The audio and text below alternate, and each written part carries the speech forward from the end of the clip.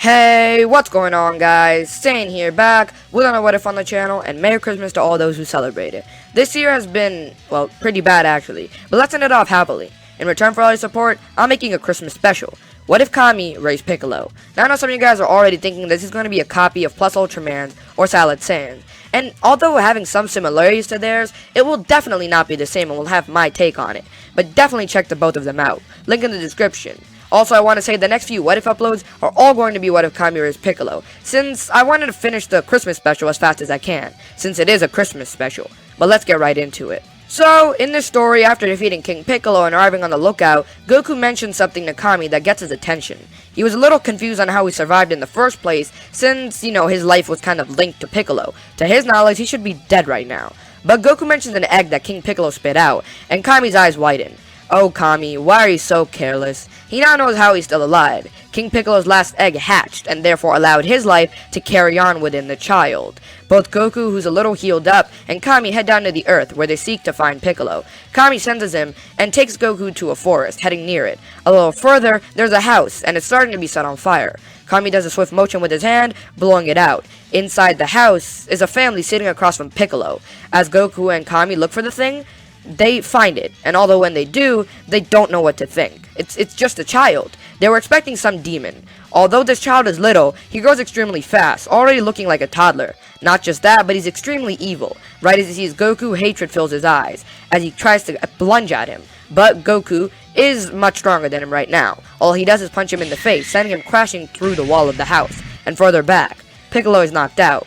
Both Kami and Goku carry him to the lookout, where Kami is wondering what to do with the child. I mean, he can't just kill him. That would mean he dies, which means the Dragon Balls disappear. As they try to figure out what to do with him, the child wakes up once more, thinking he'll have better luck attacking Kami. But just as he goes for the kill shot once more, this time with Kami, Kami puts out his hand, freezing the kid in place. As he's about to do the deed, Goku steps in front of him, deflecting the blast Kami fired. He tells Kami that he can't just kill the child, he'll die and the Dragon Balls will disappear too. And plus, it's just a child, he can change. Kami argues with Goku, saying that it's a child of Piccolo, and Goku knows what they're capable of. Although he just shrugs it off, saying they were the grown, malicious, and evil ones. This kid can change. He also adds on that the Dragon Ball will disappear. This isn't enough for Kami, but the last push is Goku mentioning how Tien changed. Hell, even Krillin and Yamcha weren't good until they met him. That sort of goes through Kami, but he's still extremely worried. Following this, both Goku and Kami take in Piccolo and start to nurture and train him. It's Popo's job to try and contain him whenever Piccolo goes wild or something, which he does all the time. Whenever Goku's sleeping, Piccolo tries to attack and kill him, and it doesn't really end well for him because Popo's always there to stop him. Slowly but surely, Goku and Piccolo start their training, and both push each other to get stronger. Piccolo will never forgive Goku for what he did, at least that's what he thinks right now. But he can't just let Goku surpass him, that just means he never achieves his goal of killing him one day. This in turn pushes Goku to get stronger as well, as they both form a rivalry. Piccolo and Goku eventually end up entering the time chamber when they get older, and in that time, Goku explains what he had to do and why he did it to Piccolo, who although still mad is starting to warm up to Goku and Kami. He also just realizes that his father was a bad man. But outside the time chamber, Kami is starting to get worried, knowing Goku doesn't have backup in there. And if Piccolo goes bad, then it's the end of the world. Kami does something he never expected to do. He asks Popo to collect the Dragon Balls. Summoning Shenron, he does what King Piccolo did, wishing for eternal youth. This spikes Kami in power, almost doubling it and putting him at 400. He followed by starting to train with Popo, who makes a clone of him, and Kami trains with his clone. He was able to do this with Goku, so I don't see why he wouldn't be able to do it with Kami. Both of them start to train up, and Kami just doesn't want to sit on his back anymore, waiting for Piccolo to do something bad. He's expecting it, but he's also realizing that Piccolo is starting to change, although he can never be too sure. Both Goku and Piccolo, who are still in the time chamber, are able to survive 6 months together because they're way stronger. They both are about 3 times as strong. Eventually, the 23rd World Martial Arts Tournament comes around. Both Goku and Piccolo head down, and Goku reunites with the group. At first, nobody notices Piccolo there, but after Goku and everyone reunite, Piccolo's introduced, and Tien and Roshi immediately get in a fighting stance, with Krillin and Yamcha following. But Goku calms the situation down, saying this isn't that Piccolo. It's his son, and Goku's been training with him for the last 3 years.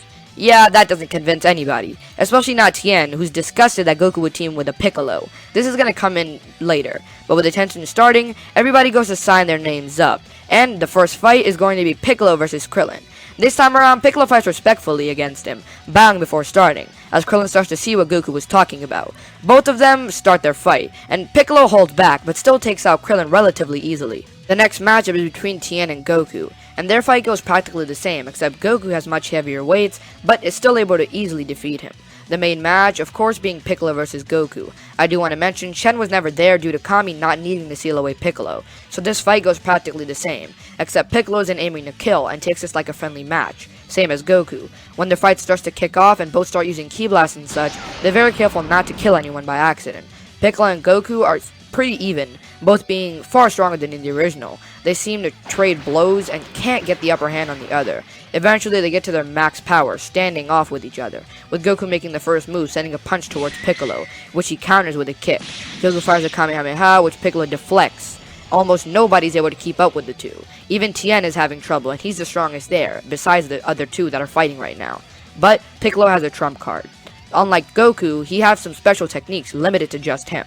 He stands still, as slowly Piccolo starts to grow in size. He doubles, then triples. Eventually, he stands over Goku, covering the entire ring with just his shadow.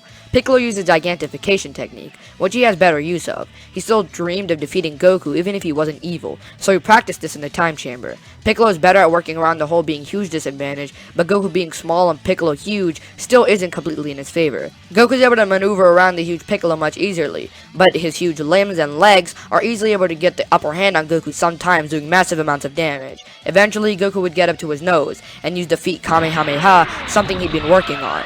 But as he does so, Piccolo still has a trick up his sleeve. When Goku goes down, expecting to land on Piccolo's hand, he instead leaps further down.